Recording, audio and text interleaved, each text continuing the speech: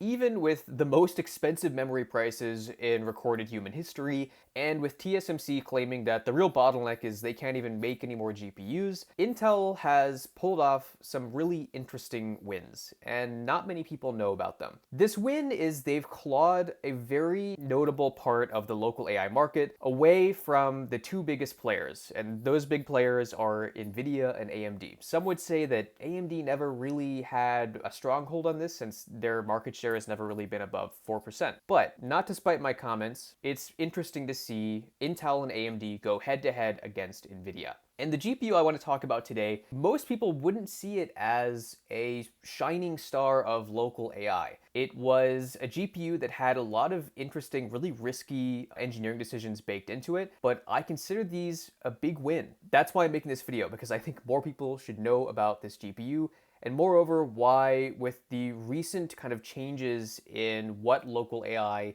means to people and where it derives value, why these big bets from Intel are really starting to pay off, and I think paint a really bright picture for Intel, coming back from a company that frankly was mismanaged and a lot of people entirely wrote off when it came to their GPU program and local AI. So I want to get into why the Intel Arc B50 is a really interesting GPU and whether or not you should buy it in current times for local AI. Welcome to AI Flux. Let's get into it. So the first thing that I've mentioned a lot is it's really cool to see what board partners will do when you don't give them a bunch of goofy rules. What we have here is a really cool Gunire GPU from a Chinese OEM.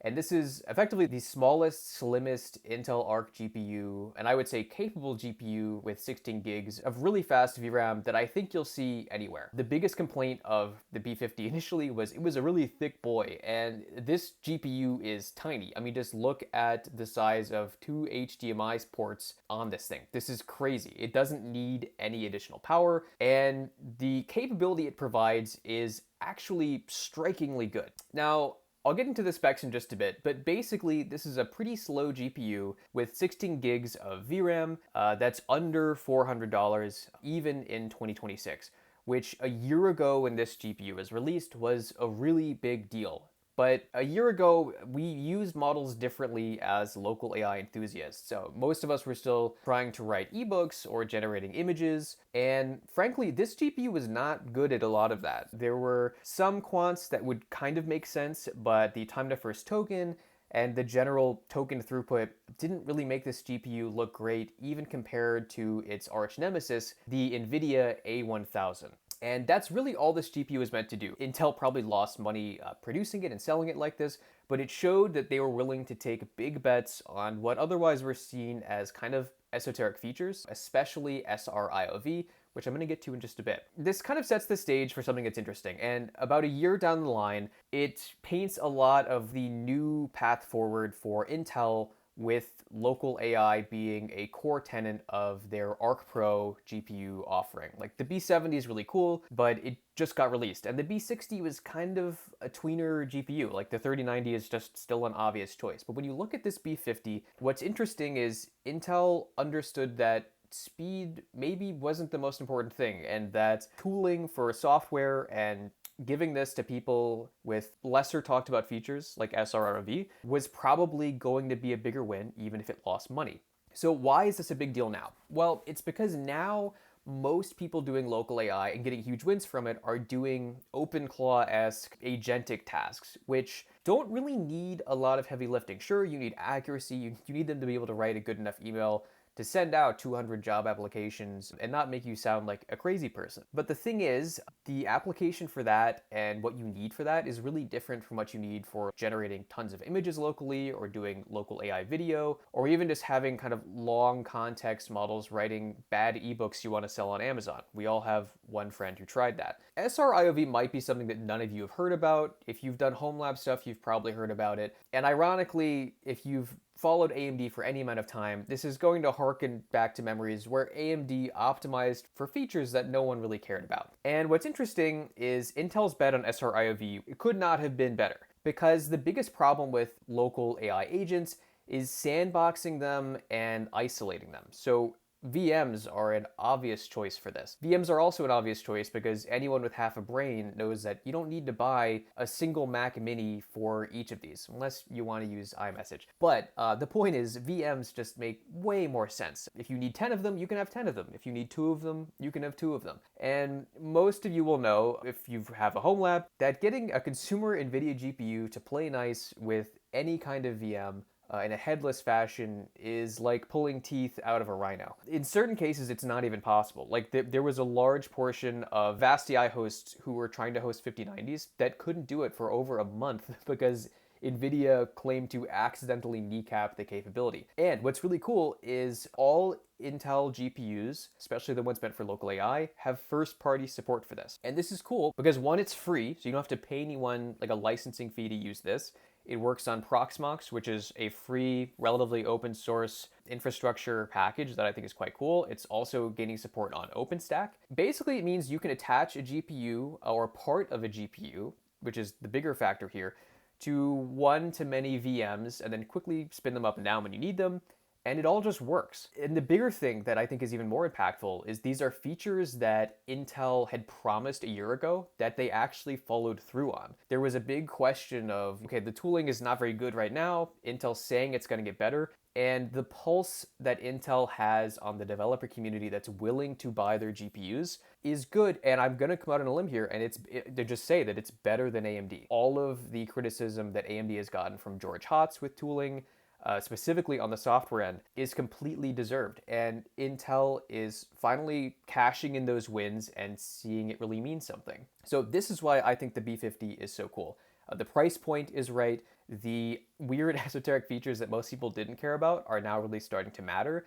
And with Anthropic locking down all of Claude so you can't even use it for OpenClaw anymore, that's only going to drive more people to use platforms like Hermes from Nose Research, these really good kind of second order generations of OpenClaw. And although I don't use a ton of OpenClaw, I've been really impressed with how powerful models are that you can fit on these GPUs. And with the B70, it shows us that Intel understands that concurrent execution makes way more sense with these GPUs. So basically, the notion that you have multiple input sources of tokens going into a GPU and that handling that kind of performance is much more important than how quickly you can generate an anime waifu image coming out of your GPU that was less than $500. The other big thing that's cool is that just shows Intel kind of gets it is that they have people that are actually directly integrated with Hugging Face saying, here's how you run the best small models that have been quantized somehow on Intel Arc GPUs. They're just coming out and saying it. Now, of course, this is written for the B70 and the B65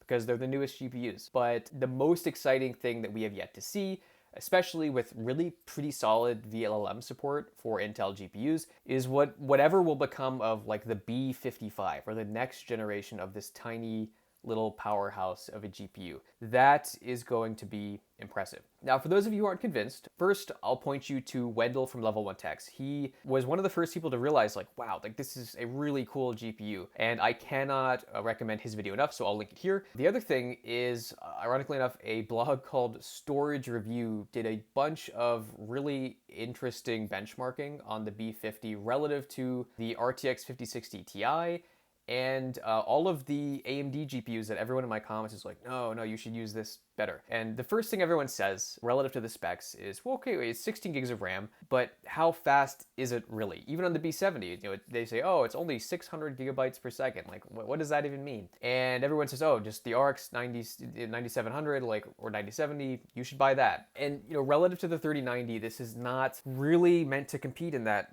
realm, but these numbers, even though they're from a few months ago, I think articulate what this GPU is good at and what it's bad at. So first off, what is it bad at? We're just going to be upfront about this. The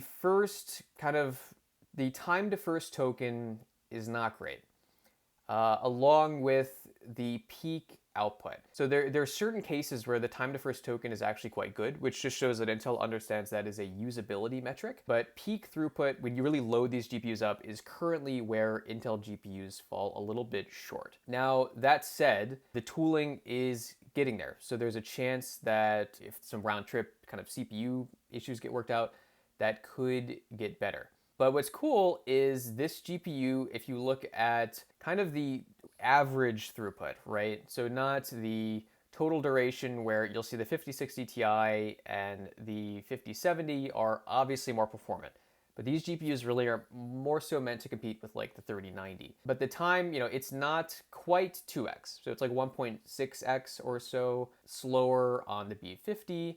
But what's cool is if you look at the Mistral overall score, which I think is kind of an underrated benchmark, which is looking at rough capability. The capability of this GPU, although it's a bit slower, it's easily trading punches with the 5060 Ti or the 5070, which if you were going to go and try to get 16 gigs of VRAM on the nVidia front, that's where you'd go. So the benchmarks here are less meaningful relative to agentic operations of today. I've done a little bit of work with this. I borrowed this GPU from a friend, but the thing is, Wendell has the best benchmarks on this. And I think he's probably going to have even more great information on this coming soon because Intel has gotten a few of these things right. Now, one thing I also like to do is I like to find people who have actually use these GPUs for what they're meant to do. And of course, this was not without teething, and this is actually a pretty recent post. So there were a lot of people recently who figured out that the OEM Intel used, or whoever produced all these GPUs for Intel, actually forgot to take the adhesive cover off of the thermal pads. So it's ironic because Intel paid a fortune for these CNC'd backplates for memory cooling, and then of course they just forgot to take this off. So definitely take a look at that if you bought one of these even relatively recently. That would not be great. Ironically, this memory works a little better when it's warm, kind of counterintuitive. This is a kind of breakdown of someone who is actually using this, who is not on the hyper advanced end of things, which is not to say that they're not intelligent or that they don't know how to use this, but it's someone just using the Arc B50 with LM Studio, I believe, on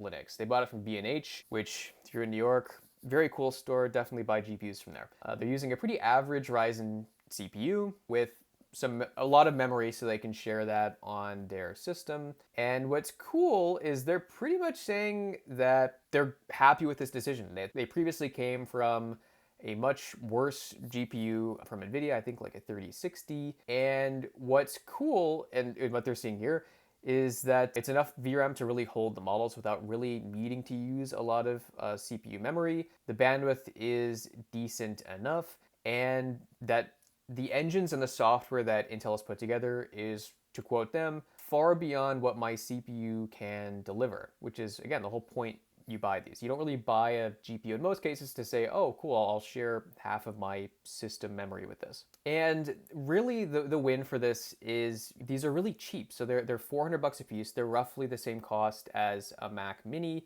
And what's interesting is the tooling for this GPU, I would say it's progressing about as fast as MLX. And there are big questions where it comes to, if you're going to run with a pile of Mac Minis, is this a better option, or is having some CPUs and an old Linux server a better option? And to be frank, at this point, I think it's about neck and neck. It'll be curious to see kind of what happens. But there's a really big argument that for people who already have kind of a empty Linux box kicking around that you can put a GPU into, this is really, really interesting. For edge applications, it's equally very interesting.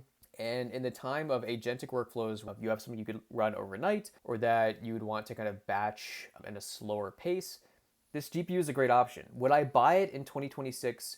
Unfortunately, no. The cadence with Intel is hitting that it's basically like a year and a half to every 2 years they have a new full generation that has been produced. They're not just announcing it. They proved that up with the B70, so we'll see if they hit it again with kind of this much more difficult geopolitical space with producing hardware. But I think if this is any indication of their approach to the prosumer local AI market, and with what they're focusing on, the B55 or whatever comes next in the iteration of this GPU, I would definitely say is worth a look. Is it better than the 3090? Unfortunately, no. Unfortunately, this is another video where at the end I'm going to tell you should probably, if you can afford it, just buy two RTX 3090s if you can find them on eBay or Facebook Marketplace. But it's really exciting because it means that Intel just kind of understands the community that's built around this as much as it's grown in the last year. And I'd love to see AMD catch up, but I just don't necessarily think they're going to make the leap. It's too much of a cultural leap. And it's interesting because, I think the reason this is so good is because Intel dropped the ball to an extent that they had to really rebuild some of their GPU teams from scratch. even after the Arc 700 series that they basically dropped support for after a year. I think they're trying to prove that that's not the case with the Arc Pro series, and we'll have to wait and see how things turn out. So I'm curious what GPUs you guys are running. If you run AMD GPUs, tell me how wrong I was. If you're waiting for the next Intel B50, let me know. If you think B70 is actually a pretty good deal relative to the 3090, please let me know. As always, I hope you learned something, and we'll see you in the next one.